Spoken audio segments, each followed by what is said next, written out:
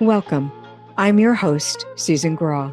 Join me for an extraordinary journey that surpasses the boundaries of the unknown. I offer insights into this life, the afterlife, near-death experiences, and healing for the soul. You'll receive answers to the questions about where your loved ones are in spirit, and a clearer understanding of where we go when we leave this consciousness. The truth of life and the afterlife will be revealed. Join me right here, right now on Infinite Life, Infinite Wisdom.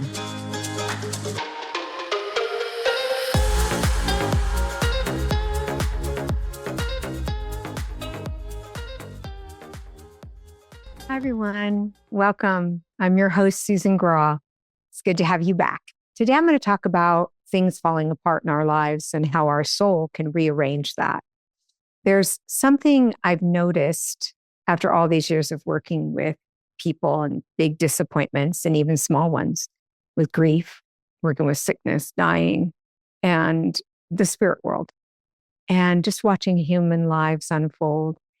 People think the worst thing that can happen to them is when their life falls apart, me included. But I'm going to tell you something, and it may sound strange at first, but sometimes the worst thing that happens to you is actually the thing that puts your life on the path it was always supposed to be on. Sometimes when everything is falling apart, nothing is actually falling apart at all. Sometimes your soul is rearranging everything. And the problem is, while it's happening, it feels like destruction, not rearrangement. It feels like loss, not guidance. It feels like punishment, not transformation. But if you live long enough, as I have, and if you look back far enough, you will start to see something very interesting. You'll start to see that the moments that broke you were also the moments that built you. Through everything I've ever been through, every time I've been broken down, I would flip that and it would start building me again. And I would build to be bigger and better and stronger and more empowered. And I learned so much from all the feelings of being broken, which I've never believed any of us are broken, but it feels that way. The moments you'd never chosen were the moments that changed you most and changed me most. And the life you ended up with is not the life you planned, right? But very often it is the life that grew you the most. So grief, let's start with grief, because grief is one of the biggest ways life falls apart, right? I know for me it was. When you lose someone you love, your entire world changes in a moment. The phone call, the hospital room, the accident, the diagnosis, the goodbye to you. You didn't know if it was the last goodbye. And suddenly the world that existed yesterday doesn't exist anymore. And grief is not just missing someone. Grief is the destruction of the life you thought you were going to have. It is the destruction of the future you imagined. It is waking up in a world that looks the same but feels completely different. People who have never had deep grief don't understand this, but us that have, we understand it. People that haven't had deep grief, they think grief is sadness. But grief is not sadness. Although we feel sad, it is not sadness. It is a complete identity change. You're not the same person after you deeply grieve. You cannot possibly be. Grief makes you deeper. It makes you more compassionate. Grief makes you see what matters. It removes the small talk from your life, which I hardly ever have anymore. And grief makes you realize time is not promised. Grief makes you understand love in a way you've never understood it before. But grief also feels like your life is falling apart. But grief often rearranges your soul more than anything else, more than anything that will ever happen to you, honestly. Divorce and betrayal, another way life falls apart in relationships, and those relationships are ending. That's rough. In divorce and betrayal, friendships ending, family members not speaking to you, people changing, people choosing other people, people walking away. There's almost nothing more painful than being rejected by someone you loved or trusted. That's why I think suicide is such a painful event. One of the reasons is that we feel like they've left us, they've abandoned us. And it doesn't just break your heart. And there's many ways to be abandoned. I want to say that. When you go through grief, it breaks your identity. You start asking yourself questions like, was I not enough? Was I too much? Did I do something wrong? How did I not see this? How could they do this? How did this become my life? But here's something I have seen over and over and over again. Some people aren't meant to go where you are going. Some people only meant to go part of the way with you. And sometimes people leave not because you failed, because your life is changing direction. And I think that they don't belong in the next chapter. That's a very hard truth. It's hard truth for me. But if you look back at your life, you'll see it. People who were once everything to you are now not even in your life, or at the time you thought you would never survive without them, but you did. And not only did you survive, you became someone else, stronger, wiser. For me, more independent, more aware, more careful with my heart, for sure, more aware of what love actually is. I understood. And betrayal is one of the most painful human experiences outside of death. But betrayal is also one of the biggest teachers of our boundaries, our self-worth and truth. Illness is another one. It's the way life falls apart on us when someone is ill, or when you're ill. When your body changes, your life changes. When you get a diagnosis, or when someone you love gets a diagnosis, and your energy changes, your independence changes. When your future suddenly looks different, illness makes people face things they never wanted to face. Mortality, fear, dependence, slowing down, changing priorities, letting go of control. But I've also seen illness change people in profound ways. People tend to become kinder, more present, more grateful, less worried about the stupid things, more honest, more spiritual, more connected to what actually matters. Illness often rearranges priorities much faster than anything else I can think of. So it kind of goes like this. You're in your life and you're living life and you're feeling great and everything is going smooth. You go to the doctor. He says, you got a little lump. Something's not quite right. You get a phone call. You have cancer. And your life changes completely at that moment. Everything is rearranged. The things that you thought were big become small and insignificant. And your whole life becomes centered around wellness and the big C. And nothing feels like it should feel anymore, or like you think it should feel. Like the clean house doesn't matter anymore. The perfect body doesn't matter. Promotions don't matter. Ego doesn't matter. But what does matter is love. Time matters. Peace matters. Connection matters. Meaning matters. Because illness often rearranges the soul very quickly. Like that's the fastest way for it to rearrange. So your life becomes centered around this illness of your loved one or you. And that's all your life is. And it becomes very small. But as you walk through it, it does expand again, just in a different way. You look at things very differently. I would say starting over or losing your job is another way life falls apart, but nothing like when you have an illness. But when the path you thought you were going to have disappears, you might lose a job. You might lose a business. You might retire. You might move. Your kids grow up and they move away or they go away to college.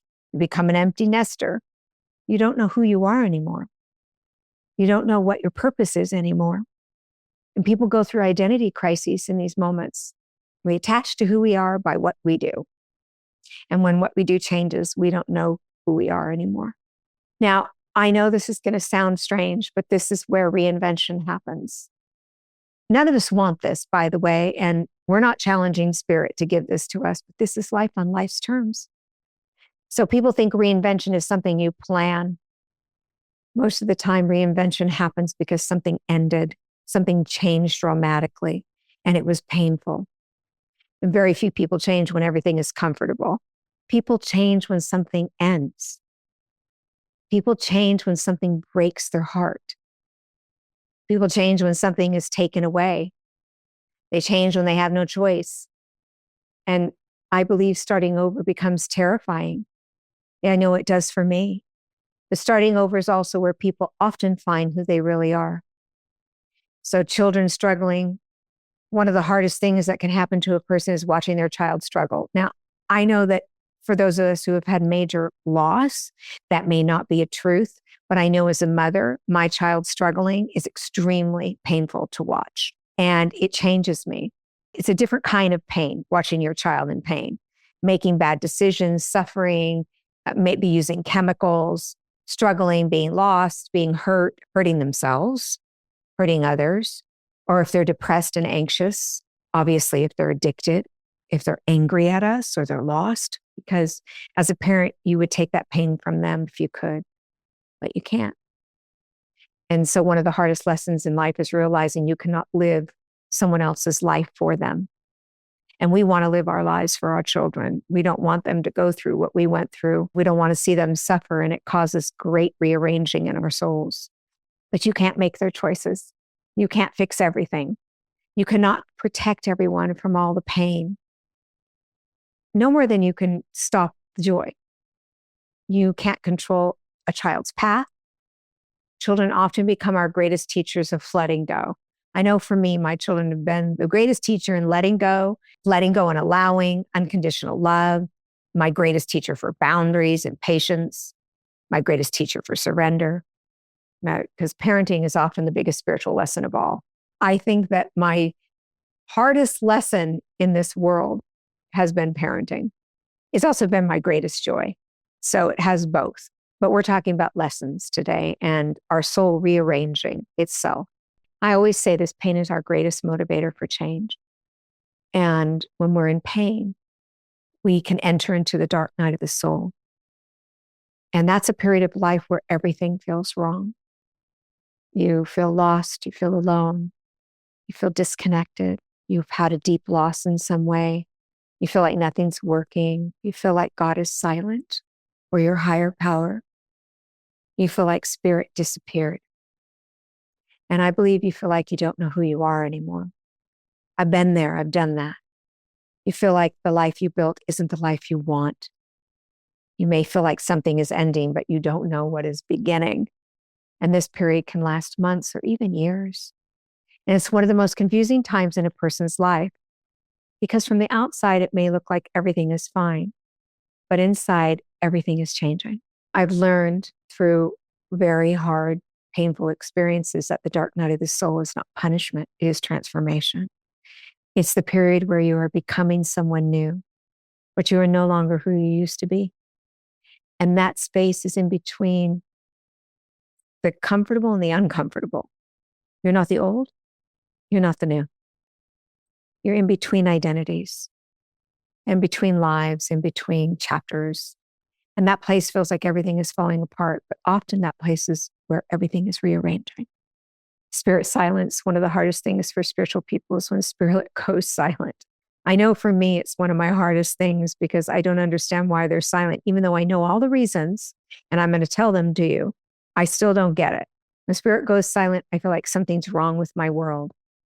So when I don't feel guided, or when you don't feel guided, when I don't feel signs and you don't feel signs, and you don't feel connected and I don't feel connected, when we feel alone, when nothing's working, when you're praying and nothing seems to happen, when you're asking for help and no one's coming to help, meaning spirit, everything feels like silence.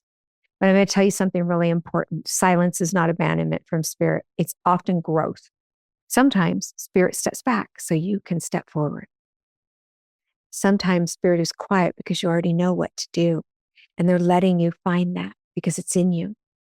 Sometimes spirit is quiet because you're learning to trust yourself. That's a hard one because we don't trust ourselves. We grow up in lives, most of us, that are dysfunctional in some form, and we don't learn to fully trust ourselves. So having trust is not easy. It's an action. It's a do. It's not a feeling. Trust. Sometimes spirit's quiet because this is a chapter you have to walk through. You have to walk through it on your own, become who you're meant to become, and more and more. Silence doesn't mean you're alone. Silence often means you're being asked to become stronger, reinventing yourself. Most people reinvent themselves at least once in life. Many people reinvent themselves multiple times, not because they choose to. Some do, but most of the time it's because of the trauma we're experiencing or something we've been through. You're not the same person at 20 that you are at 40. And you're not the same person at 40 that you are at 60. And I won't be the same person at 70 that I am at 60. You're not the same person after grief. You're not the same person after illness or after a divorce, after raising children, after loss. You're not the same person after survival. If you're sick and you went through a survival mode, you're not the same person. Life is not about becoming one person. Life's about becoming many versions of yourself. And sometimes the old version of you has to fall apart so that you allow the new version to be built. Because we get comfortable and warm and cozy in our old versions. But we need to become who we're meant to be. And we can't do that if we don't allow our new version to be built. There's something I believe after everything I've seen and everything I've been through, everything I've watched other people go through. Very few people become who they were meant to be without their life falling apart at least once. Because when everything's comfortable, we don't change. When everything's predictable, we don't change. When everything's safe, we don't change. We change when something breaks, when we lose someone or something, even a friend that walks away that we've loved for years. When someone moves, we make change. So every step of the way, we're going through changes, and we change when something ends. And that's pretty much the bottom line. When something hurts, when something scares us, we change when we lose something. We change when we don't recognize our own life anymore. That is when people grow. That is when people wake up. I woke up so quickly when my sister-in-law died of cancer. But I have to say, prior to that, I had two friends that were killed by the Sunset Strip serial killer. That was life-changing for me. It changed everything. I used to hitchhike when I was young because that was normal. I used to trust everyone because that was normal. And it made me different. And I learned to take care of myself in a different way. We get deeper. We look at things in a different way. It wakes you up. And I got stronger and I got kinder. I got more honest. I became myself more. But it didn't change the pain or what I had been through. So if your life feels like it's falling apart right now, I want you to consider something. Maybe your life is not falling apart. Maybe your life is rearranging. See, our soul can rearrange anything. It's the vine to the divine. And I know I say that all the time, but it's such an important statement. We just need to know what our soul wants for us. And by knowing that, meaning it wants change. It wants growth. It doesn't want to be stagnant. And we're people who are comfortable and warm and cozy in our stagnant life. Most people, not all people, I do want to say that because I know people who want to go do everything, which is a great way to live life. But even in that, you're going to have mishaps and things happen that rearrange your life. So maybe the people who are leaving are supposed to leave. Have you ever thought about that? Maybe the path that ended was supposed to end. Now, death can be very different. Even there's accidents, there's things that happen. We have weak bodies, and I say this a lot, and I know that it's not the most popular opinion, but I've always believed that, if I punch you, you're going to bruise. You didn't plan that bruise, but you're gonna, because our bodies are weak. So things happen to us. Maybe the version of you that's disappearing is supposed to disappear. That's a scary thought. I've rearranged so many times. Every loss was a rearrangement for me. And I've grown and I've expanded and I've gone through a lot of pain doing that. But maybe the life you thought you were going to live is not the life you were meant to live. I try to think of it this way. maybe I'm not being destroyed, even though it feels like destruction, mass destruction sometimes. Maybe I'm being rebuilt. And being rebuilt is very uncomfortable, very uncomfortable. It's confusing, it's painful, it's uncertain, it's lonely, it's exhausting. But if you talk to people later in life and you ask them when they changed the most, when they grew the most, when they became who they really were, almost all of them will tell you the same thing. They will point to the year everything fell apart. And for me, it was year after year after year. And I just kept changing and growing and changing and growing. And I became who I am today. And I don't know if I'd be that person if I had all of this happen. I always talk about if I were to take all my pain and put it in the center of the room, and you were to take all your pain and put it in the center of the room, I'd take mine back because it's mine and I understand it. I wouldn't want yours. So there is no measurement for it. But we do change.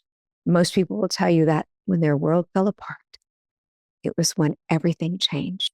And that's the year they become who they were meant to be.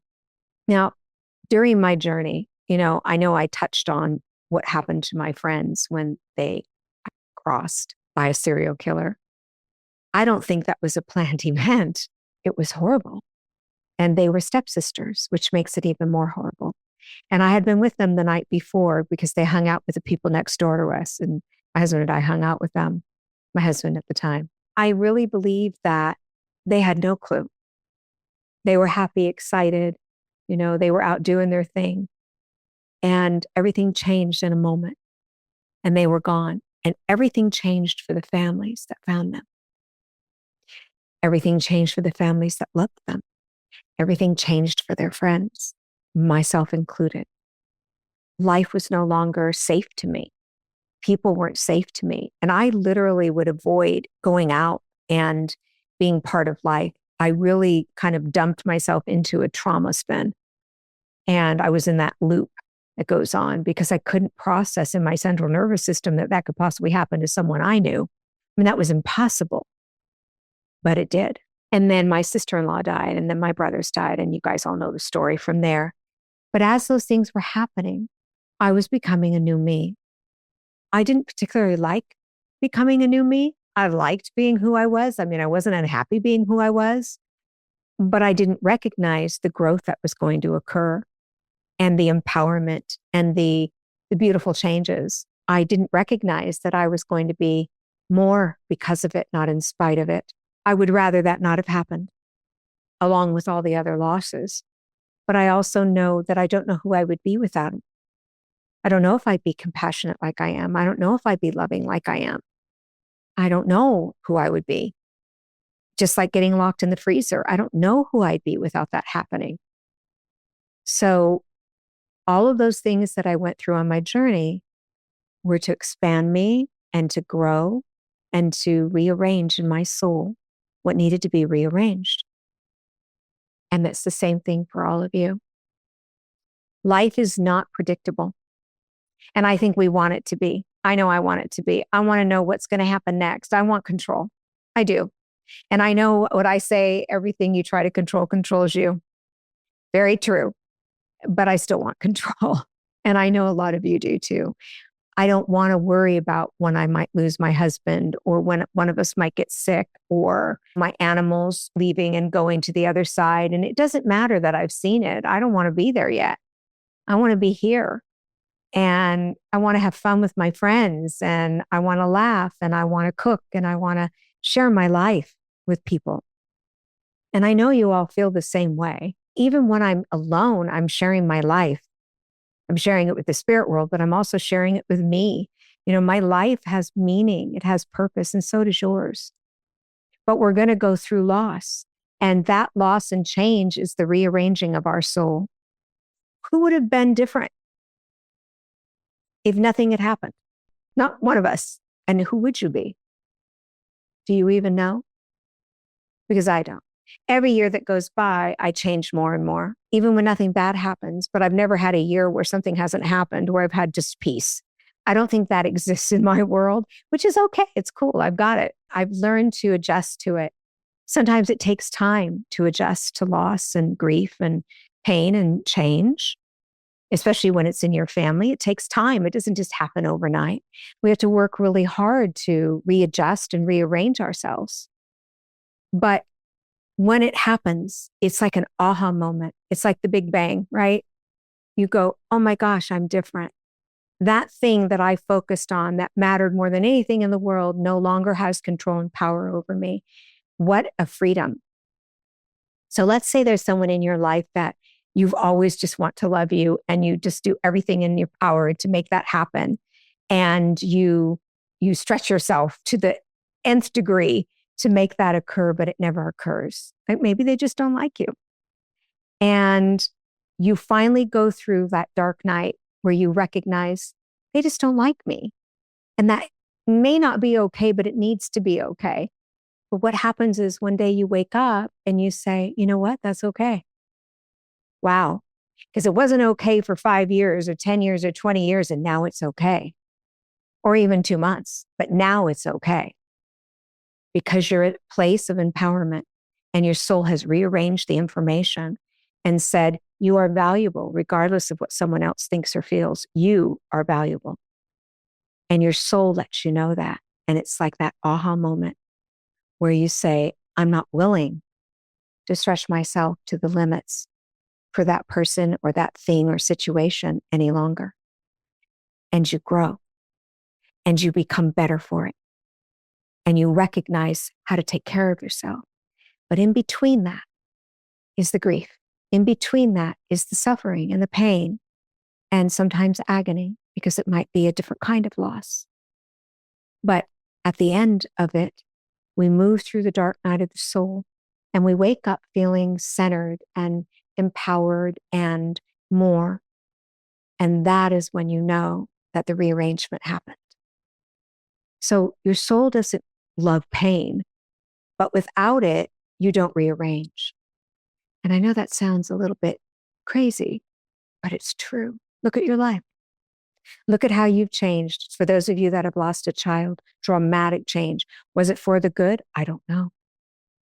But your soul rearranged the information. We have to decide what we're going to do with it. So many people that lose their children end up helping other children. They end up going into a space of charities and beautiful gifts that they give. Some go into contraction and don't come out. So everyone is different how they handle things.